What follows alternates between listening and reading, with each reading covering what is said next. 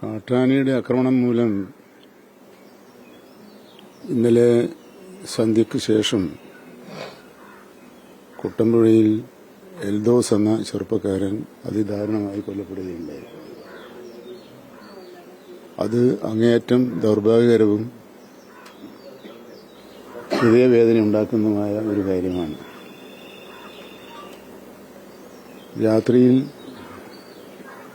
ജോലി കഴിഞ്ഞ് മടങ്ങിയെത്തുന്ന വഴിയാണ് എൽദോസിനെ കാട്ടാൻ ആക്രമിക്കുകയും കൊല്ലപ്പെടുകയും ഉണ്ടായത്. അവിടെ അതുമായി ബന്ധപ്പെട്ട് വലിയ ജനകീയ രോഷം ഉയർന്നു വരികയുണ്ടായി. അതിൽ അസ്വാഭാവികമായി ഒന്നുമില്ല എന്നാണ് എനിക്ക് തോന്നുന്നത്. കാരണം ഒരു ചെറുപ്പക്കാരൻ അതിദാരുണമായി കൊല്ലപ്പെടുക എന്നത് ആർക്കും അംഗീകരിക്കാനോ ഉൾക്കൊള്ളാനോ കഴിയാവുന്ന ഒരു കാര്യമല്ല. എന്നാൽ ആ സംഭവം അറിഞ്ഞ ഉടനെ തന്നെ കളക്ടർമാരുമായി ഞാൻ ബന്ധപ്പെടുകയുണ്ടായി. എറണാകുളം ജില്ലാ കളക്ടറോട് ആ കാര്യത്തിൽ മോണിറ്ററിംഗ് നടത്തുന്നതിനുള്ള നിർദ്ദേശവും നൽകി.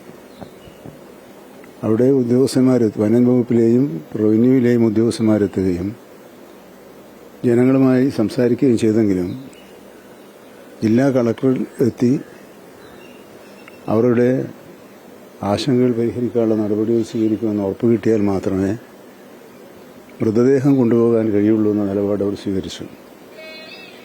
ഇതേ തുടർന്ന് വളരെ വൈകിയാണെങ്കിലും രാത്രി വൈകിയാണെങ്കിലും ജില്ലാ കളക്ടർ അവിടെ എത്തുകയും ബന്ധപ്പെട്ടവരുമായി കൂടിയാലോചിച്ച് പരിഹാരമാർഗങ്ങൾ നിർദ്ദേശിക്കുകയും അവ നടപ്പിലാക്കാനുള്ള നടപടിക്രമങ്ങൾ പൂർത്തിയാക്കുകയും ചെയ്തതോടുകൂടിയാണ് സംഘർഷത്തിന് അയവ് വന്നിട്ടുള്ളത്. ഇപ്പോൾ മൃതദേഹം കളമശ്ശേരി മെഡിക്കൽ കോളേജിൽ സൂക്ഷിച്ചിരിക്കുകയാണ്. പോസ്റ്റ്മോർട്ടം തുടങ്ങിയ സാധാരണ നടത്തിവരുന്ന നിയമപരമായ നടപടികൾ പൂർത്തിയാക്കേണ്ടതുണ്ട്.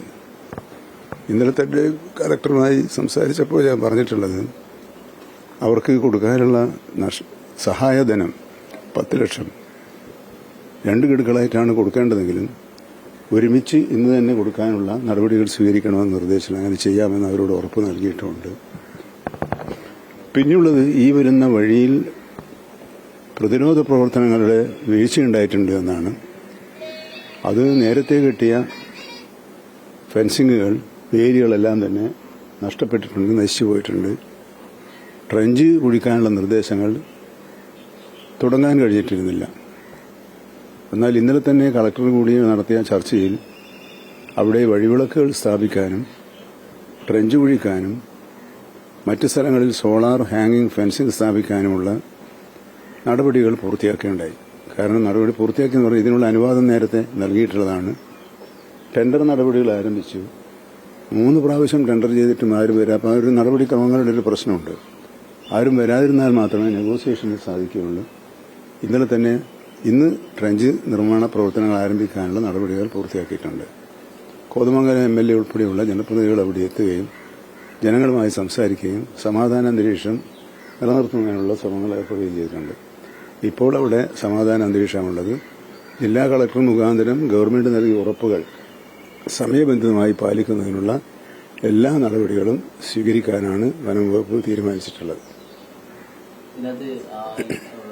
നാട്ടുകാർ തന്നെ പലതവണ ഈ വനംവകുപ്പിനെ ബന്ധപ്പെടുമ്പോൾ ഈ വനംവകുപ്പ് ഒരു നിരുത്തരവാദിത്തപരമായിട്ട് പെരുമാറുന്നു, അല്ലെങ്കിൽ വാഹനമില്ല എന്നുള്ള പ്രശ്നമൊക്കെ ഉണ്ട്. നിലവിൽ അങ്ങനെ ഈ മറ്റ് ഓഫീസുകളിൽ കൊടുക്കുന്ന തരത്തിലുള്ള വാഹനങ്ങൾ അവിടെ ലഭ്യതക്കുറവാണോ? എന്താണ് അവിടുത്തെ അടിസ്ഥാന പ്രശ്നം? എന്താണ്? അല്ല, വാഹനക്കുറവിന്റെ ഒരു പ്രശ്നം RRT രൂപീകരിക്കുന്നതുമായി ബന്ധപ്പെട്ട് നിലവിലുണ്ടായിരുന്നു. അത് ബഹുമാനപ്പെട്ട MLA തന്നെ അതിനുള്ള വാഹനം വാങ്ങിക്കാനുള്ള പണം MLA ആസ്തി വികസന ഫണ്ടിൽ നിന്നും കൊടുക്കാൻ തീരുമാനിച്ചത്. അപ്പോഴും അത് നടപടിക്രമം പൂർത്തിയാക്കി ടെൻഡർ വിളിച്ച് വാഹനങ്ങളൊക്കെ വാങ്ങിക്കാൻ പറ്റും. നമ്മൾ സ്വകാര്യ വ്യക്തി ഒരു കടയിൽ പോയി വാഹനം വാങ്ങിക്കുന്നത് പോലെ വനം വകുപ്പിനോ MLA ഫണ്ട് ഉപയോഗിച്ച് വാങ്ങിക്കാൻ പറ്റില്ല. ആ നടപടിക്രമങ്ങൾ പൂർത്തിയാക്കാൻ എടുത്ത സമയമാണ് ഇതിനുണ്ട്. കഴിഞ്ഞ 2 ആഴ്ച മുമ്പേ തന്നെ ഞാൻ കോതമംഗലം MLA-യുമായി അവിടുത്തെ ജനപ്രതിനിധികളുമായി സംസാരിച്ചപ്പോൾ അവരും ഈ പ്രശ്നം പറഞ്ഞില്ല. ഇതിനൊരു കാലതാമസം ഉണ്ടാകുന്നുണ്ട്. അപ്പോൾ ടെൻഡർ നടപടികൾക്കുള്ള കാലതാമസം ഒരു പ്രശ്നമാണ്. ഒന്നാമത് വനം വകുപ്പിലെ ചെറിയ ചെറിയ പ്രവൃത്തികൾ ഏറ്റെടുക്കാൻ കരാറുകാർ തയ്യാറാകുന്നില്ല. അതിന് പ്രധാന കാരണം അവർക്ക് യഥാസമയം അതിന്റെ പണം കിട്ടുന്നില്ല എന്നുള്ളതാണ്. പണം ലഭ്യമാക്കുന്നതിനുള്ള നടപടികൾ സ്വീകരിച്ചു വരുന്നുണ്ട്. ഇപ്പോൾ ഈ കുട്ടമ്പുഴ, കോതമംഗലം ആ റേഞ്ചുമായി ബന്ധപ്പെട്ട പ്രദേശങ്ങളിലുള്ള ഹാങ്ങിങ് ഫെൻസിംഗ് സ്ഥാപിക്കുന്നതിനും ട്രെഞ്ചുകൾ സ്ഥാപിക്കാനുള്ള പണം അനുവദിക്കുകയും ടെൻഡർ നടപടിയിൽ പോവുകയും ചെയ്തതാണ്. ആ ടെൻഡർ നടപടി പൂർത്തിയാക്കുന്നതിനുള്ള കാലതാമസമാണ് അവിടെ ഉണ്ടാവാൻ കാരണം. വഴിവിളക്കുകൾ വേണമെങ്കിൽ നമുക്ക് ചെയ്യാം, പക്ഷെ അത് ചെയ്യേണ്ടത് എല്ലാം വനംവകുപ്പിന്റെ തന്നെയാണ്. വഴിവിളക്കുകൾ സ്ഥാപിക്കേണ്ട ചുമതലയൊന്നും വനംവകുപ്പിനല്ല, പക്ഷെ ചുമതല വനംവകുപ്പിന്റെ എല്ലാം ഇപ്പം അവിടെ പറഞ്ഞാൽ നടക്കില്ല. പക്ഷെ ഓരോരുത്തർക്കും ഓരോ ചുമതലയുണ്ടല്ലോ. റോഡുകളിൽ വഴിവിളക്കുകൾ സ്ഥാപിക്കൽ വനപ്രദേശത്ത് പിന്നെ ഈ വനപ്രദേശങ്ങളിൽ കൂടുതൽ റോഡുകൾ ഉണ്ടാക്കുന്നത് ഒരു ഭൂഷണമാണോ എന്നൊരു ചോദ്യം ഇതിനോട് വരുന്നുണ്ട്. രാത്രിയും പകലും ഇല്ലാതെ ആളുകൾക്ക് സഞ്ചരിക്കാനുള്ള സാഹചര്യം കൂടുതൽ ഒരുക്കി കൊടുക്കുന്നതിനനുസരിച്ച്, അതിനുള്ള അനുവാദം കൊടുക്കുന്നതിനനുസരിച്ച് ഇത്തരം അപകടങ്ങൾ കുറച്ചിക്കുകയാണ് എന്ന വസ്തുത ഈ കൂട്ടത്തിൽ നമ്മൾ വിസ്മരിച്ചു പോകരുത്.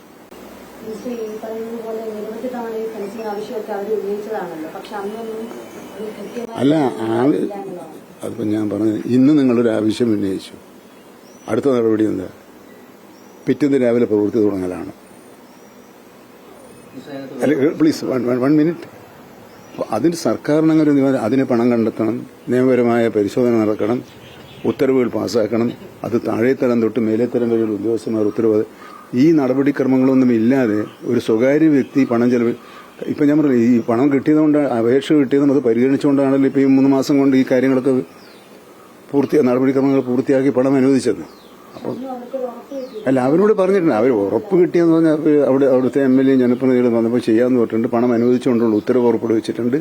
ടെൻഡർ ക്ഷണിച്ചുകൊണ്ടുള്ള ഉത്തരവിന്റെ കോപ്പി കൊടുത്തിട്ടുണ്ട്. ആ ഉറപ്പ് കിട്ടിയില്ല എന്ന് പറഞ്ഞാൽ അവിടെ ജനപ്രതിനിധികളോടല്ലേ സംസാരിക്കും, എല്ലാവരോടും നമ്മൾ സംസാരിച്ചിട്ടില്ലല്ലോ.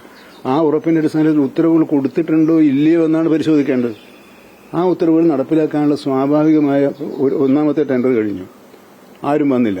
പിന്നെ 15 ദിവസം കൊടുത്തില്ലേ രണ്ടാമത്തെ ടെൻഡറിന്, അടുത്ത 15 ദിവസം കൂടി കൊടുത്താലേ മൂന്നാമത്തെ ടെൻഡർ ആവും. അതും കഴിഞ്ഞാൽ എന്ത് ചെയ്യണമെന്ന് ആലോചിക്കണം. ഇത് നമ്മുടെ സർക്കാർ സംവിധാനത്തിലെ നടപടിക്രമങ്ങളുടെ ഫലമായി ഉണ്ടാകുന്ന കാലതാമസം ഒഴിച്ച് ഒരു കാലതാമസവും കുട്ടമ്പുഴയിൽ ഉണ്ടായിട്ടില്ല.